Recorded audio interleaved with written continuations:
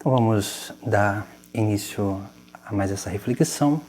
Hoje nós vamos falar uma coisa que se torna muito essencial e importante para a nossa vida, principalmente para a nossa catequese, porque nós precisamos entender o que é o cristianismo. Porque muitas vezes nós, quando perguntamos a alguém o que é o cristianismo, são, vamos dizer, as pessoas que seguem a Jesus Cristo, as pessoas que seguem os ensinamentos de Jesus, né? Os cristãos, né? No caso. Mas nós precisamos entender que muitas vezes a gente também acaba colocando no cristianismo algumas coisas que, é claro, são essenciais, mas nós colocamos à frente de todas as outras coisas, né? Ou daquilo que se faz necessário compreender. Às vezes, nós vamos ver, por exemplo, vão dizer, né, os católicos é o povo lá dos ritos, né, dos rituais, né? Ou então os católicos são aqueles que é a religião do dogma, ou também os cristãos, né, ou os católicos são aqueles que prezam por um moralismo, podemos dizer assim, né? Ou muitas vezes, né, vão dizer, né, que a nossa religião é a religião do livro, né? E aí nós temos, né, algumas coisas que são importantes, né, para que a gente possa compreender e conceber o que é o cristianismo. Para que a gente possa realmente entender o que é ser cristão, nós precisamos entender que Jesus Cristo, ele quis chamar alguns discípulos para estar consigo. E nós vemos isso, né, em algumas passagens da Sagrada Escritura, principalmente ali, né, quando Jesus Cristo chama aqueles primeiros discípulos, né, nós vemos na figura, né, por exemplo, no Evangelho de São Mateus, lá no capítulo 4, nós vemos justamente isso, né, capítulo 4, versículo de 18 em diante, Jesus ali, né, à beira do mar da Galileia, chama Simão, chama André, chama Tiago, chama João. Então esses 4 primeiros discípulos, né, é claro que esses discípulos provavelmente eles já conheciam a Jesus Cristo, porque se nós pegarmos, fazer uma sincronia entre o Evangelho de Mateus e o Evangelho de São João, nós vamos perceber que os 2 primeiros discípulos de Jesus vão ser Tiago, aliás, André e João. E André e João, né, que vai ali, estão com João Batista, e eles vão, né, começar a seguir a Jesus Cristo. Nós vamos ver que depois, né, que eles passam aquela tarde ali com Jesus, né, e é interessante que Jesus Cristo, ele já demonstra ali aquilo que nós podemos dizer, né, que é um dos momentos fundantes da igreja, da religião que Jesus Cristo, ele quer fundar.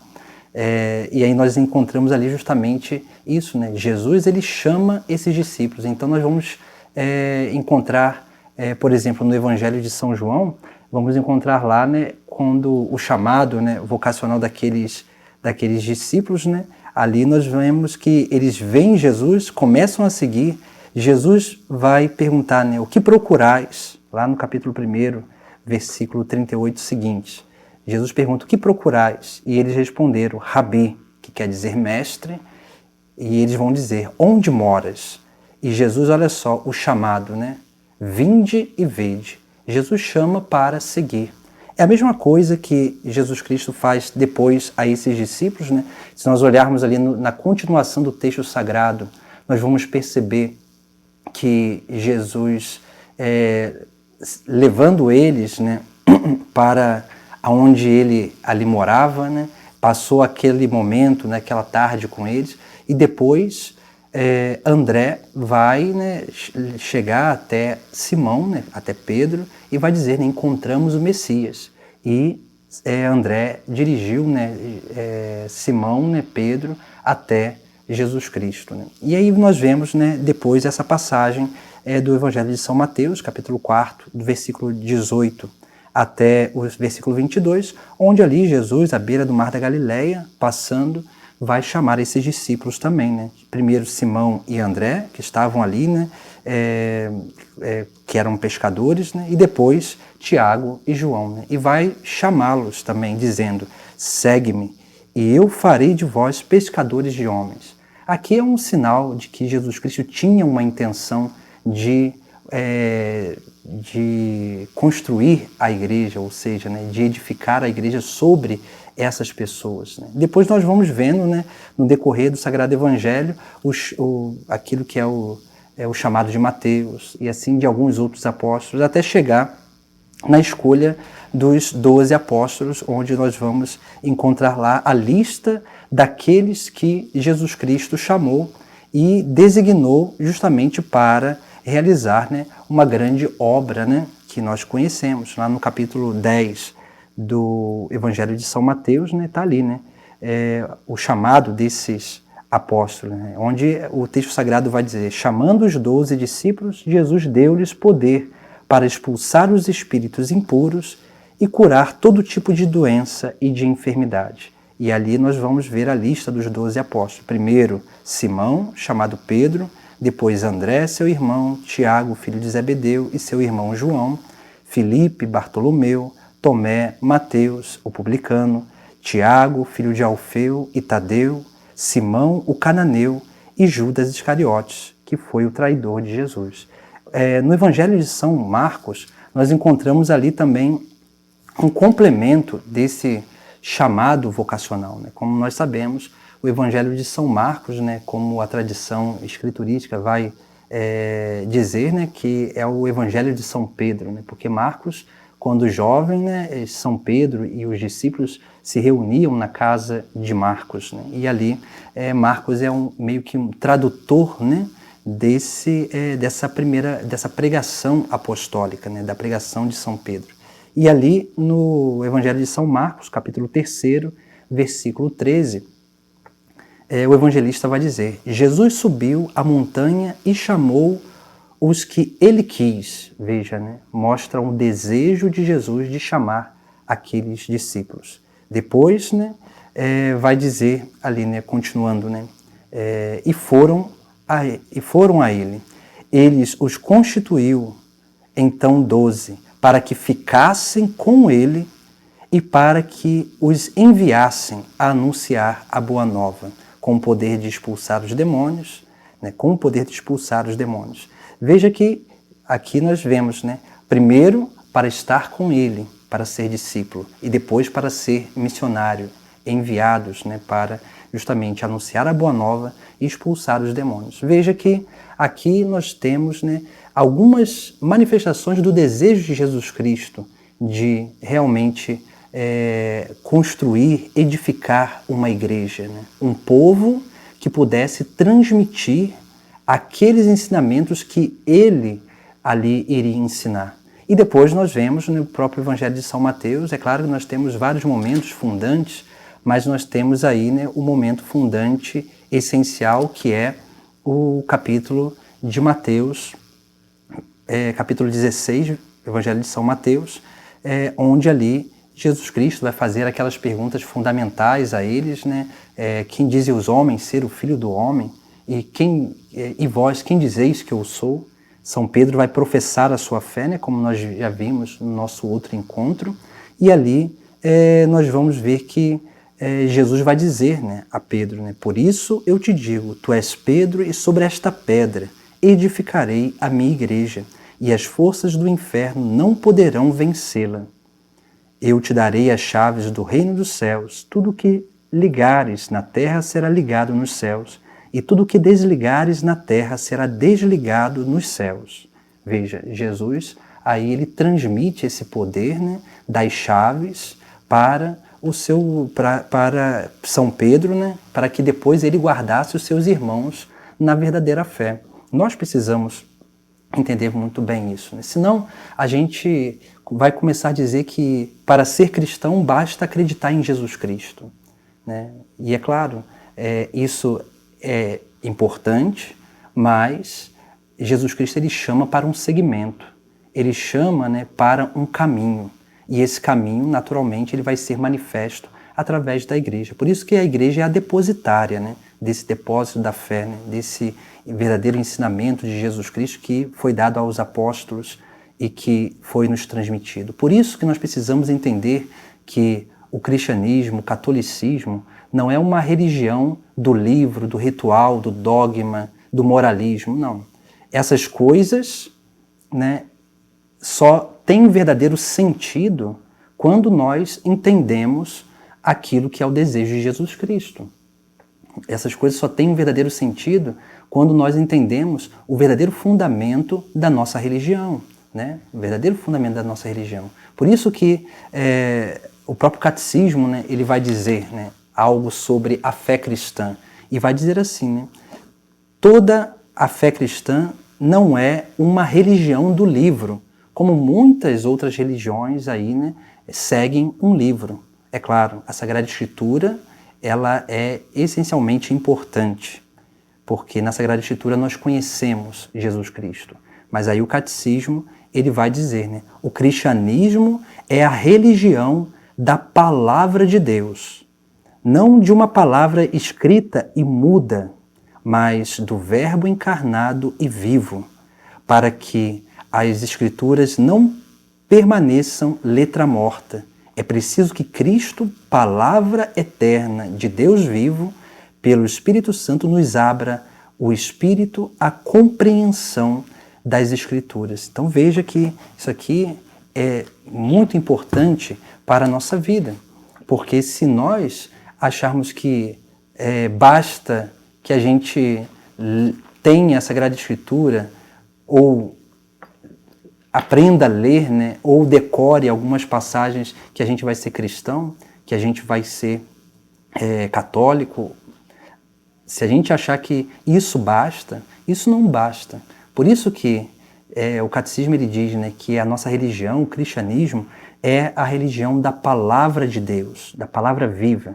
E São João, ele fala uma coisa muito bela no prólogo, né, no início do seu evangelho, ele vai dizer lá, né, no princípio era a palavra, e a palavra estava junto de Deus, e a palavra era Deus. Ela existia no princípio junto de Deus. Tudo foi feito por meio dela, e sem ela nada foi feito do que existe. Nela estava a vida, e a vida era a luz dos homens. E a luz brilha nas trevas, e as trevas não conseguiram dominá-la. Depois, alguns versículos à frente, né, vai falar sobre o testemunho de João Batista e tudo. E no versículo 14, olha só que interessante, né, vai dizer: e a palavra se fez carne e veio morar entre nós. Nós vimos a sua glória, glória que recebe do seu Pai como Filho único, cheio de graça e de verdade. Então veja que a nossa religião é a religião da palavra viva. Por isso que nós precisamos entender justamente isso, né? O cristianismo é a religião da palavra, que segue Jesus Cristo, palavra viva e eterna do Pai. E quanto mais nós aprendermos a aprofundar nisso, nessa experiência, por isso que nos encontros anteriores nós falávamos da experiência que o catequizando ele precisa ter com a pessoa de Jesus Cristo, porque sem uma verdadeira experiência com a pessoa de Jesus Cristo, não há uma verdadeira prática da fé, não há uma verdadeira experiência de fé. E é claro, né, porque nós vamos pegar a Sagrada Escritura e nós vamos ler como um livro de história. Por isso que quando nós temos essa experiência com a palavra viva, não com o livro em si, porque no livro contém aqueles ensinamentos essenciais para entendermos a palavra, que é Cristo. Aí sim, quando nós temos essa experiência com a palavra viva, que é Jesus Cristo, nós entendemos que a palavra de Deus, ou seja, a Sagrada Escritura, o livro, no Antigo e Novo Testamento, eles se completam, porque no Antigo Testamento é Cristo prefigurado e no Novo Testamento é Cristo realizado. Depois, mais à frente, quando formos falar da palavra de Deus, nós vamos entender e vamos aprofundar o entendimento disso também. Mas, veja, a palavra de Deus, né, ela se manifesta através da Sagrada Escritura, e a Sagrada Escritura ela só vai ter, né, o livro só vai ter verdadeiro sentido para cada um de nós a partir dessa experiência de fé, dessa experiência de encontro pessoal com a palavra que é o próprio Cristo. Por isso que, quando acontece essa experiência com a palavra, com Jesus Cristo, porque ela é palavra viva e eficaz, e quando nós permitimos com que essa palavra entre dentro de nós, ela começa a realizar os seus efeitos dentro de nós, porque a palavra, ela nos abre para a ação do Espírito Santo. Aí sim, nós começaremos a entender mais o livro, porque o Espírito que inspirou os agiógrafos, os autores sagrados para escrever o livro, esse mesmo Espírito é que nos dá a capacidade de entender a letra que foi escrita no livro. E aí nós começamos a perceber e entender e aprofundar, diante desse livro, da letra que foi escrita, nós começamos a entender que essa palavra é palavra viva e eficaz para a nossa vida. Assim também nós teremos nessa convicção de, a partir do conhecimento de Jesus Cristo, dessa experiência com a palavra, que é o próprio Cristo, que é a palavra viva e eficaz e presente na nossa vida, aí sim nós entenderemos e acolheremos o dogma de fé. Porque o dogma de fé nada mais é do que a igreja, ela declara um dogma para que a gente possa ter aquilo que é uma segurança diante do caminho, ou seja, aquilo que é o dogma, ele traz aquelas verdades de fé para que a gente possa realmente continuar no verdadeiro caminho, nessa peregrinação, sem ferir aquilo que são as coisas essenciais para que a gente possa viver o cristianismo, para que a gente possa viver aquilo que realmente é a verdadeira fé. Aí sim nós também vamos adentrar e entender o que é a moral cristã, que não é um moralismo, mas é nada mais, nada menos do que aquilo que nos ajuda a entender para que nós fomos criados, diante dos nossos comportamentos. E é claro, aí sim, depois disso, nós conseguiremos também viver bem o ritual, porque uma vez que a gente tem um encontro pessoal com Cristo, o ritual ele deixa de ser repetitivo, ele deixa de ser enfadonho, ele deixa de ser uma coisa que se repete, se repete, se repete, sem sentido algum. Quando nós temos essa verdadeira experiência com Cristo e adentramos nessa experiência com a palavra, que é o próprio Filho de Deus, aí sim o ritual, ele também vai ter verdadeiro sentido para a nossa vida. Esse sentido de salvação. Por quê? Porque o ritual nada mais é do que a atualização, ou seja, o memorial, a atualização da obra redentora de Cristo. É isso que nós precisamos aprender a acolher, diante da nossa experiência com a palavra. Por isso que o cristianismo não é a religião do rito, ou do livro, do dogma, do moralismo, não. Primeiramente, o cristianismo é, sim, a religião da palavra viva de Deus, que é o próprio Cristo. E a partir dessa união com a palavra viva, aí sim, nós entenderemos, nos uniremos mais ao livro, na dedicação de meditar e conhecer a vida de Cristo através da Sagrada Escritura, nós entenderemos e acolheremos o dogma de fé, a verdade de fé, nós entenderemos o que significa a nossa moral e, é claro, viveremos e celebraremos muito melhor o nosso ritual sagrado. Por isso que precisamos, assim, entender quais são os fundamentos da nossa religião. Porque se a gente acha que ser cristão basta a gente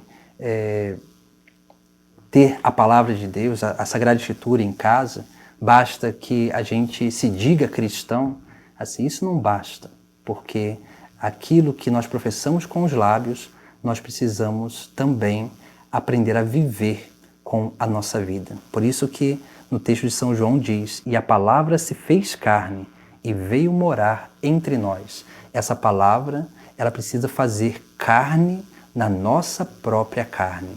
Esse é o grande mistério da encarnação do Verbo. Esse é o grande mistério do cristianismo, de sermos outros Cristos. Esse é o grande mistério que nós precisamos aprender a corresponder, viver e corresponder em Deus. Porque quando a palavra se fez carne e habitou entre nós, ela nos chama justamente a isso, né? A fazer com que essa palavra anunciada seja realmente manifesta na nossa própria vida. Como na última pregação, Jesus Cristo ele vai falar, né? Lá no capítulo, se eu não me engano, capítulo 14 do Evangelho de São João. Jesus, na sua última pregação, ele vai dizer ali, né? Primeiramente, capítulo 14, versículo 21. Quem acolhe e observa os meus mandamentos, esse me ama. Ora, quem me ama será amado por meu Pai, e eu o amarei e me manifestarei a ele. Depois, no versículo 23 do capítulo 14 ainda, se alguém me ama, guardará a minha palavra. Meu Pai o amará, e nós viremos e faremos nele a nossa morada. É assim que nós precisamos viver o nosso cristianismo. Não com a Bíblia debaixo do braço, mas com a Bíblia, a Sagrada Escritura, a palavra viva de Deus, manifesta na nossa própria vida. Porque cada um de nós somos um evangelho vivo. Talvez as pessoas lá fora não terão a oportunidade de ler a Sagrada Escritura, de ter um encontro pessoal com Cristo, com a palavra, num retiro, ou por alguma circunstância não conhecerão Jesus Cristo através da igreja, mas da igreja, o templo, né, pelos rituais. Mas a partir de quando nós vamos colocando em prática a palavra de Deus na nossa vida, a nossa vida ela se torna um evangelho vivo. E esse evangelho vivo, ele se torna anúncio do evangelho às pessoas, porque pode ser que as pessoas lá fora nunca terão contato com a Sagrada Escritura, mas as pessoas que encontram cada cristão, eles terão um contato com a palavra de Deus, feita carne na nossa própria carne, porque nós somos esse verdadeiro evangelho vivo que anuncia a boa nova a toda criatura neste mundo.